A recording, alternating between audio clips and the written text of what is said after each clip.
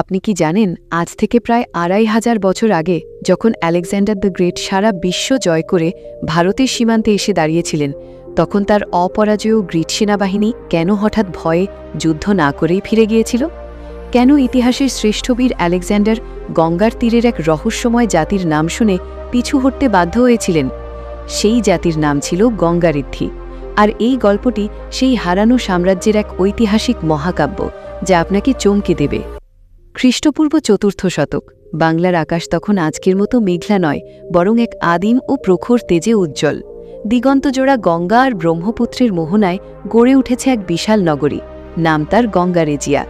Greek ঐতিহাসিক Ptolemy থেকে শুরু করে মেগাস্থেনিস সবার লেখায় এই রহস্যময় জাতির কথা স্বর্ণাক্ষরে লেখা আছে, কিন্তু আধুনিক বাঙালি হয়তো ভুলেই গেছে সেই শৌর্যের কথা। গল্পের নায়ক রুদ্রপ্রতাপ, সে কোনো রাজপুত্র নয়, সে ছিল গঙ্গার পলিমাটিতে বেড়ে ওঠা এক সাধারণ নৌকার মাঝির ছেলে, কিন্তু তার দু চোখে ছিল আকাশ ছোঁয়ার স্বপ্ন। সেই সময় বাংলার জনপদগুলো ছিল ছোট ছোট ভাগে বিভক্ত, কিন্তু মগধের নন্দবংশের রাজারা যখন বিলাসবহুল জীবনে মত্ত, তখন পূর্বপ্রান্তের এই গঙ্গারিদ্ধি বা গঙ্গা হৃদয় জনপদটি তলে তলে এক বিশাল সামরিক শক্তিতে পরিণত হচ্ছিল। রুদ্রপ্রতাপের বাবা বলতেন, বাবা রুদ্র, এই মাটি সাধারণ মাটি নয়, এই মাটি হিরে উগড়ে দেয় না, কিন্তু এই মাটি বীর জন্ম দেয়।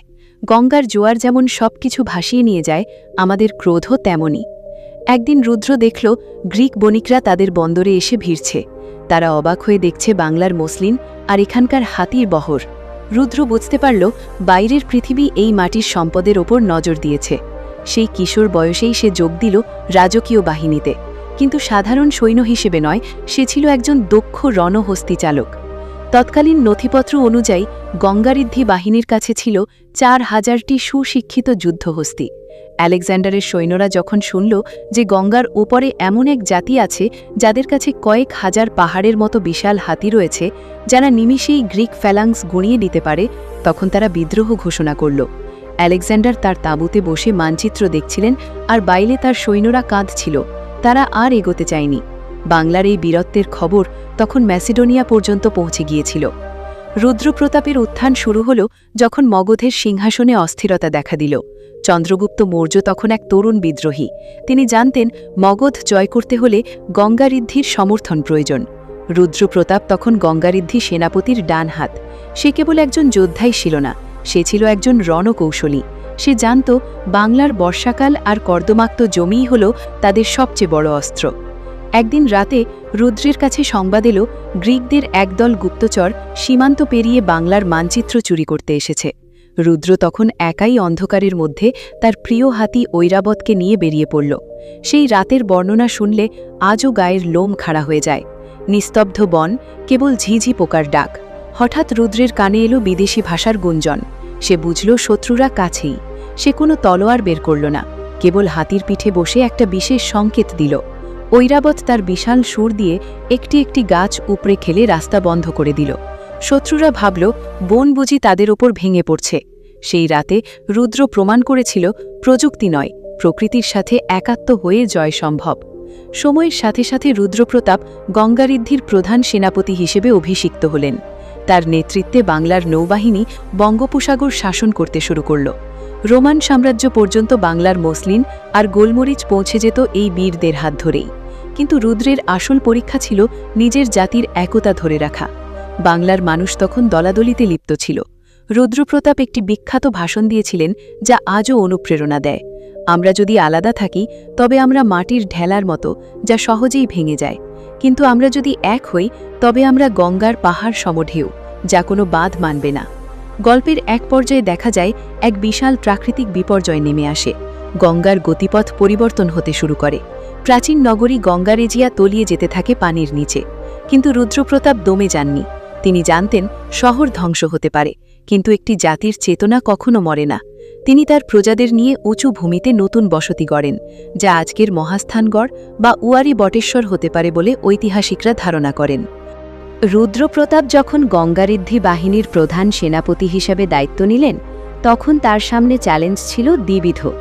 একদিকে পশ্চিম সীমান্তে মগধের রাজশক্তি এবং গ্রিকদের সম্ভাব্য অনুপ্রবেশের ভয়, অন্যদিকে পূর্ব ও দক্ষিণে সমুদ্রপথের নিরাপত্তা।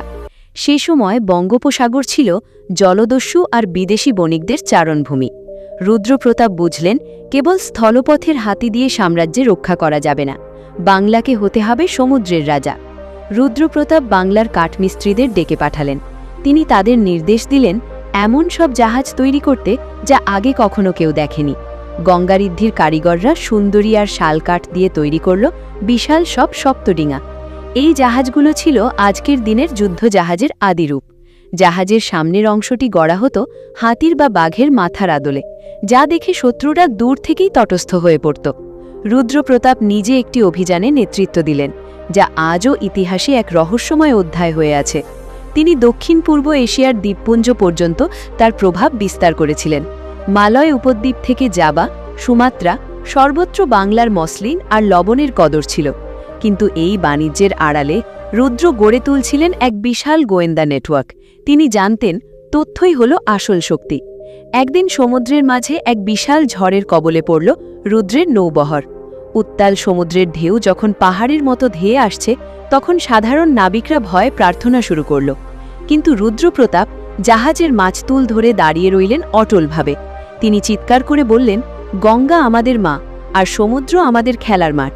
মা কখনো তার সন্তানকে ডুবিয়ে মারে না, যদি না সন্তান ভয় পেয়ে হাল ছেড়ে দেয়।